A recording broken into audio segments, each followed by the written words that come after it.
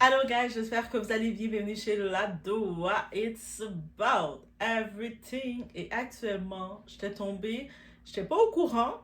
Si vous êtes au courant, vous étiez au courant, mais pourquoi vous ne l'avez pas dit? Oui, les Doa Saint, là on est rendu intime. Vous pouvez me dire, Doa, tu savais que Brandy a sorti sa mémoire, sa biographie? Vous me l'avez pas dit. Donc moi, c'est tout seul, je dois faire toutes mes recherches, guys. Je pensais qu'on était une communauté. Guys, je vous accuse. Non. Oui, un petit peu. Bref, en effet, il y a des petits brins de ce qu'elle raconte très intéressant. Vous savez, des fois, il y avait des congos, ça, des gossips américains qu'on entendait, mais le fait que c'était les artistes, ils prennent du temps à le confirmer, mais elle nous confirme beaucoup de choses. On parle de relationnel, on parle de relations qui étaient, elle dit qu'à 16 ans, elle était en relation avec un homme beaucoup plus âgé, et elle l'aurait pas refaite. Elle n'était pas prête à être en relation. Elle a été parce que la société l'a mis dedans. Bref, on va regarder tout ça ensemble. Ok, c'est très intéressant. La dynamisme, une femme très jeune qui est encore mineure avec un homme beaucoup plus âgé. Le monde dit, ah mais c'est beau, c'est normal. Ah, est-ce que c'est vraiment normal? On l'a normalisé, mais est-ce que c'est vraiment sain? On va dire comme ça. On ne va pas tourner autour du pot, guys. On vous a menti. On n'a pas juste, et pas juste un peu, que ce soit les médias, l'industrie, les adultes autour d'elle, tout le monde savait et tout le monde a fermé sa bouche. La honte s'arrête ici, le silence s'arrête ici, parce qu'on a menti. Pendant des années, on a menti, guys. 16 ans, à cet âge-là, tu apprends encore qui tu es. Tu es encore en train d'écrire dans ton journal. Cher journal, aujourd'hui, j'ai vu mon crush. Il portait un chandail jaune. Point. On est encore dans cette phase-là, à peu près 16 ans, ok? Donc, on est en train de se dire, est-ce que j'ai coupé mes cheveux, mais j'ai un petit peu trop coupé, le toupet est trop court. On est dans l'expérimentation aussi. À cet âge-là, tu apprends encore qui tu es, en effet. Tu ne sais pas encore dire non, tu ne sais pas encore reconnaître, et ce qui est complètement normal. Donc, te retrouver dans une relation avec un homme beaucoup plus âgé, beaucoup plus expérimenté, il y a un abus de contrôle. Et Brandy en parle de son expérience après plusieurs années, très mature qu'elle est maintenant. Maintenant, Brandy est rendue dans la mi-quarantaine, elle est très mature et c'est intéressant. C'est un point de vue intéressant qu'on va regarder dans la vidéo, qu'est-ce que ça en ressort. On est chez la Doa, vous savez quand vous êtes chez la Doa, qu'est-ce que vous faites? Oui, oui, oui, oui, oui. Déjà, on met les cœurs. Parce que je pense que vous allez négliger mes cœurs. Vous avez ma couleur préférée, c'est mauve. En plus, on est dans... Guys, on est dans le mois de ma fête, là. 1er avril. 1er avril, c'est le 25 avril ma fête. Donc, quand vous arrivez dans le mois de ma fête, vous devez être encore plus excité de mettre les cœurs mauves et or. Donc, au-delà de ça, on like la vidéo et on met des boosts comme ça. Boost, c'est ça. On like, boost, les cœurs. Pour débuter le mois d'avril tout en beauté. Right? On y va. It's about everything, as you already know, guys.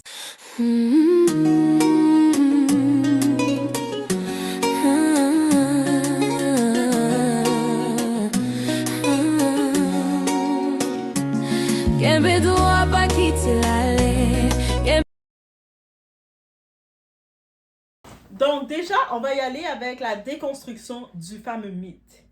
Dans son livre, le fameux livre de Brandy qui s'appelle Phase, donc phase de Brandy, Brandy ne raconte pas une histoire d'amour. Elle raconte une réalité que beaucoup refusent de nommer.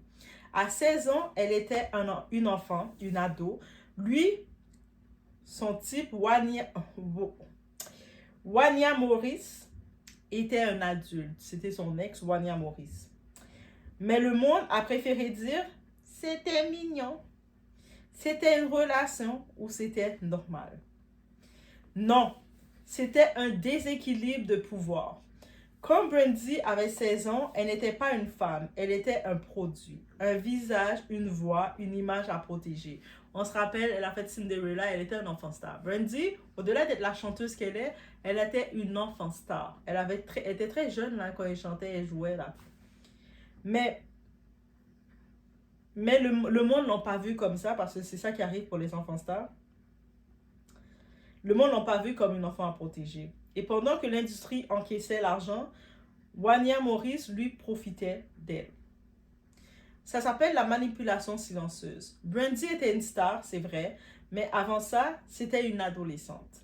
une fille qui écrivait dans son journal, une fille qui voulait être aimée, une fille qui faisait confiance. Et puis, il y a eu lui, Wanya Morris. Un homme plus âgé, plus expérimenté. Et au début, ça ressemblait à quelque chose de beau. Tu sais, il fait faire semblant qu'il donne l'attention et tout ça.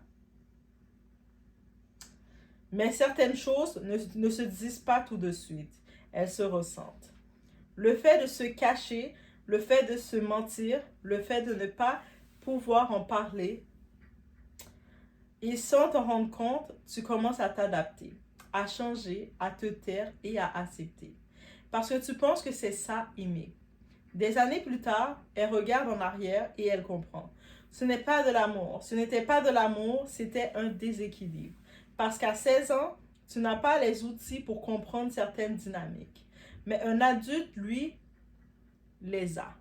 Et beaucoup de ces hommes âgés, quand ils vont vers des femmes très jeunes limite, c'est justement pour profiter de ce pouvoir. Elle explique qu'il se cachait, qu'elle mentait à ses parents, qu'elle attendait officiellement ses 18 ans. Mais dans l'ombre, tout avait déjà commencé. Ça, ce n'est pas de l'amour, c'est une stratégie. Et pendant ce temps, elle était comparée à d'autres femmes comme Mariah Carey. Elle était rabaissée, rendue insécure, contrôlée émotionnellement. C'est comme ça que commence l'emprise. Les médias savaient, ils ont vu, ils ont entendu, ils ont posé les questions, mais jamais les bonnes. Parce que dénoncer, ça coûte. Et protéger une star masculine, ça rapporte beaucoup plus. Donc, ils ont fait quoi? Ils ont maquillé ça en romance, ils ont rendu ça acceptable, ils ont protégé l'image, pas la fille. Et ça, il faut le dire clairement. L'industrie musicale protège ses intérêts, pas les enfants. On t'apprend à sourire, à performer, à te taire. Mais quand quelque chose cloche, surtout quand quelque chose cloche, c'est différent. On va dire les choses que personne ne veut dire. Une adolescente de 16 ans n'est pas à égalité avec un homme adulte. Une adolescente n'a pas la maturité émotionnelle pour ce type de relation et un adulte sait exactement ce qu'il fait. Donc non, ce n'était pas une love story, c'était une exploitation émotionnelle que tout le monde a normalisée. Une fille de 16 ans ne choisit pas face à un homme adulte. Elle s'adapte, elle cherche validation, elle veut être aimée. Et lui, il sait, il comprend, il contrôle. Arrêtez de dire c'était une autre époque. Non. C'était déjà mauvais à l'époque. C'était juste que vous étiez à l'aise avec ça. OK? C'est pas parce que tu es à l'aise avec ça que tu veux normaliser une situation que c'est correct. Brandy, à ce moment, pensait vivre quelque chose de spécial, mais elle se cachait. Elle mentait, elle se perdait. Et doucement, elle a commencé à douter d'elle-même. Des années plus tard, elle regarde en arrière et elle comprend. Ce n'était pas de l'amour, c'était un déséquilibre encore, un glissement, une emprise qu'elle n'avait pas les outils pour voir. Et comme si ça ne suffisait pas, elle porte ensuite un autre poids. L'accident de 2006. En effet, si vous suivez l'actualité, il y a eu quelque chose en 2006. Même déclaré non responsable, c'est un accident d'auto. Je pense qu'il y a eu, elle conduisait et il y a eu un gros accident d'auto. Je pense que la personne est décédée. Et soit elle est décédée ou elle est paralysée, mais je pense que la personne est décédée. Mais c'est, même si elle n'était pas responsable, mais elle a toujours des flashbacks, c'est un traumatisme, guys.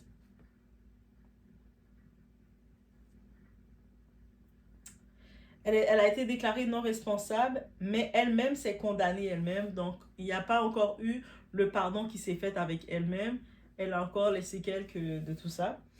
Et en se disant, qui suis-je pour sourire alors qu'une autre femme ne peut plus vivre? Donc, c'est une femme la victime en plus. Ça, c'est la culpabilité qui détruit de l'intérieur, silencieuse, lente et permanente. Puis, la vie lui enlève encore quelque chose. Dans l'accident, même innocentée, elle se condamne. C'est pas qu'elle va toujours se condamner, mais malgré que c'est Brandy, elle a tout l'argent du monde pour faire des bonnes thérapies, mais c'est pas aussi évident que ça. Imaginez Brandy qui a toutes les ressources pour avoir les meilleurs psychologues, les meilleures thérapies, et c'est quand même, elle a quand même ces blocages-là, Imaginez quelqu'un qui se retrouve sans aucune ressource, qui n'a pas accès aux mêmes ressources, comment ça doit être. D'imaginer porter ça toute ta vie. Et comme si ce n'était pas assez, c'est ça. Donc oui, dans son livre, elle parle quand même du côté de l'accident. Mais le vrai problème, ce n'est pas seulement cette histoire, c'est nous. Tu sais, on retourne dans le côté relationnel parce que notre société fait toujours la même chose. On va sexualiser les jeunes filles, on les appelle rapides, comme la fille quand elle a 15, 14 ans, elle a l'air, tu sais, son corps a évolué, on va tout de suite dire qu'elle ben, elle est rapide, elle est grande là. Non, elle n'est pas grande là, c'est une petite. Son cerveau est encore malléable là. Le cerveau, c'est à 25 ans qu'il devient adulte. Donc, arrêtez de vouloir profiter d'elle là. On les juge et on protège les hommes adultes. Puis on s'étonne qu'elles ne reconnaissent pas la manipulation. Le problème, ce n'est pas seulement ce qui lui est arrivé, c'est combien de filles vivent ça en silence. N'hésitez pas à mettre la petite main dans les commentaires. Des filles qu'on traite comme des femmes avant même qu'elles aient eu le temps d'être des enfants. Elle n'était pas prête, mais personne ne lui a demandé. Non, ce n'est pas elle savait ce qu'elle faisait, c'est faux. Une enfant apprend, un adulte agit. Et quand un adulte agit avec une enfant, ce n'est jamais innocent. Le problème, ce n'est pas seulement son histoire, c'est le silence autour de ces histoires. Parce que trop souvent, on demande aux filles d'être matures trop tôt, on minimise ce qu'elles vivent, on interprète au lieu de protéger. Une enfant ne devrait jamais avoir à comprendre trop tôt. Elle devrait être protégée, pas analysée, pas jugée et pas exposée. On doit arrêter de réécrire l'histoire pour être à l'aise. Parce que derrière chaque petite histoire comme ça, il y a une vérité qu'on étouffe. Des filles à qui on vole leur innocence, des blessures qu'elles porteront toute leur vie et une société qui regarde ailleurs. Vous voulez un coupable? Regardez plus large. Les médias qui ont blanchi, l'industrie qui a fermé les yeux et la société qui a applaudi. Aujourd'hui, elle parle, pas pour créer un scandale, mais pour dire une vérité simple. Une enfant mérite d'être protégée, pas interprétée, pas jugée, pas utilisée. Aujourd'hui, elle nous parle. C'est pas pour faire du bruit, mais pour déposer ce poids. Et peut-être permettre à d'autres filles de comprendre qu'elles n'étaient pas folles. La vérité, c'est que ce système ne protège pas les filles. Il les utilise et ensuite, il les laisse gérer les dégâts seuls. Il les laisse être dans leur trauma et dans leur moment d'adulte, c'est là qu'ils commencent à comprendre beaucoup de leur comportement. La honte s'arrête ici. Le silence s'arrête ici. Maintenant, on appelle les choses par leur nom et peut-être que si on avait écouté plus tôt, elle n'aurait pas eu à porter tout ça tout seul. Peut-être que le vrai problème, ce n'est pas ce qui s'est passé, c'est le fait que personne n'a arrêté ça. Donc, c'est une partie comme du témoignage de Brandy. Depuis des années qu'elle a vécu avec ça en étant Brandy, dans l'industrie qu'elle était. Et puis, c'est très commun. On a pu voir d'autres célébrités dans cette dynamique. On imagine le cas de Céline Dion, c'est encore plus dégueulasse. Céline Dion, elle était là, elle arrive. Il y avait le vieux tonton pervers, là, Ronnie Angeli, qui avait déjà la fin trentaine. Elle avait à peine 12 ans et quelques. Il commençait déjà à la grooming, on appelle, à la préparer, qu'on dit. Et puis, soudainement, on le voyait très comme... Elle a jamais pu avoir de petite amie. Tu sais, à 14, 15, 16, 17 ans, on aurait pu dire elle va avoir deux, trois petites amies, tu sais, l'âge de flirt et tout. Elle n'avait jamais eu ça. À 18 ans, on a juste vu qu'il se mariait avec son monsieur, son tonton, là. Il était déjà rendu la quarantaine passée. Céline Dion, elle est plus jeune que les enfants de Ronnie Angeli. Ça vous dit pas quelque chose? Ça fait pas... Oui. Mariah Carey, elle, c'est une force. Elle est sortie de ça. Elle était dans la relation avec Tommy Motola. Michael Jackson a dit que Tommy, c'est un Satan. Mais Mariah Carey avait à peine 18 ans là, quand elle est rentrée dans ce mariage-là. Là. Et après, quand Mariah Carey, son esprit de rebelle, je ne sais pas si son côté irlandais qui était rebelle ou son côté afro-Venezuela qui était rebelle, un des deux. Et elle a fait, non! je mérite plus que ça. Et puis elle a couru. Elle est sortie de là. Il a essayé de la saboter plusieurs fois. Il voulait la briser, mais Dieu avait mis en elle ce qu'il a mis en elle. Et c'est pour ça qu'elle est la Mariah Carey qu'elle est aujourd'hui.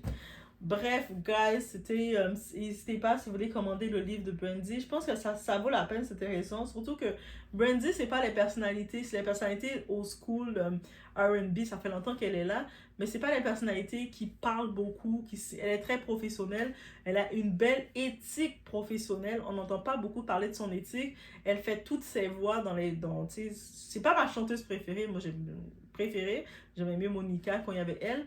Mais elle a une éthique, elle est très professionnelle, très stricte en affaires. Donc, elle fait son livre pour parler de ses émotions, de beaucoup d'événements, c'est beaucoup.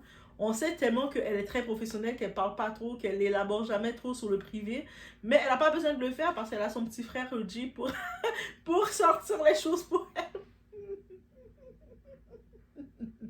Et je me dis, j'en profite de dire, peut-être ça vaut la peine de regarder son livre parce qu'on se rappelle que les Kardashian, Kim Kardashian, là, oui, à l'époque, elle avait volé des milliers à Brandy. Elle avait volé les cartes de Brandy, et puis elle avait volé... Les Kardashian étaient des petites voleuses. Elles sont pas les riches, les Kardashian. Donc, je sais pas si dans son livre, sa biographie, elle va revenir sur ça, mais oui. Et oui, et oui, et oui, et oui. Bref, juste pour vous dire, imagine, elle s'est faite voler par cette Kim Kardashian-là et sa famille. Mais elle n'a pas fait de scandale. C'est-à-dire, ça se voit déjà que c'est pas une fille à buzz. Donc, si elle parle, elle fait une biographie, c'est vraiment pour s'exprimer sur tout ce qu'elle avait en elle. Donc, s'il y a un livre, vous avez besoin de faire la lecture, laissez-moi savoir si vous allez le commander sur Amazon. Mais je commence à regarder que oui, peut-être ça serait intéressant parce qu'elle nous parle, elle se met à cœur ouvert de nous parler de sa relation à 16 ans, comment c'était imposé, comment elle était hors contrôle et que on force souvent, on normalise des choses qu'on ne devrait pas normaliser chez les adolescentes. Mais elle nous parle aussi du côté de l'accident. Et elle va faire le tour. J'imagine qu'elle va parler un petit peu de son petit frère, mais elle aime beaucoup son petit frère. Reggie, vous savez, le petit frère de Brandy, Reggie. Reggie, il est Reggie, qu'est-ce qu'il est? Mais elle aime, même si elle sait qu'il est très extraverti. Elle, Brandy, ça paraît qu'elle est introvertie. Mais son petit frère est très extraverti et très protecteur. Si on regarde, je peux voir comme, tu sais, comme le petit frère qui veut protéger sa grande sœur, il a ça. Et la famille Norwood, c'est une famille très unie. Ses parents sont des producteurs, ils sont très unis.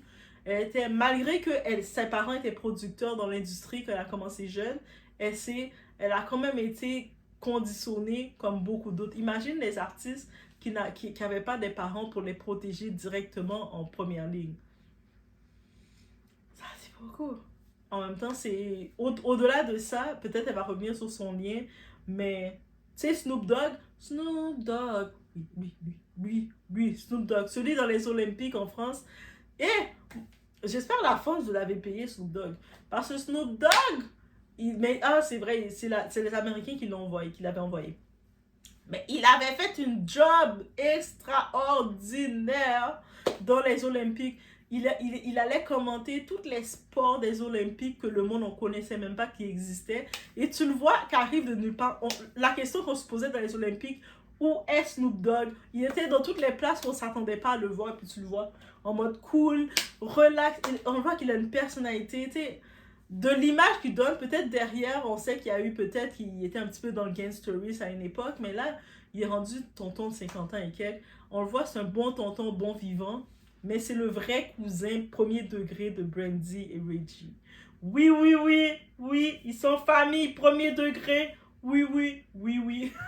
Peut-être qu'elle va parler aussi de ses liens de famille, mais la famille Norwood, tu sais, on parle des Kardashians, les autres sont télé-réalité, mais la famille, tu sais, de Brandy, tout ça, les Norwood, ils étaient vraiment là. Ils auraient pu faire une télé-réalité, ils auraient été plus influents que les Kardashians, mais on voit que Brandy, c'est pas quelqu'un qui aime se vendre comme ça. Peut-être son petit frère, il aime se vendre, mais non, il serait rendu tout seul à se vendre.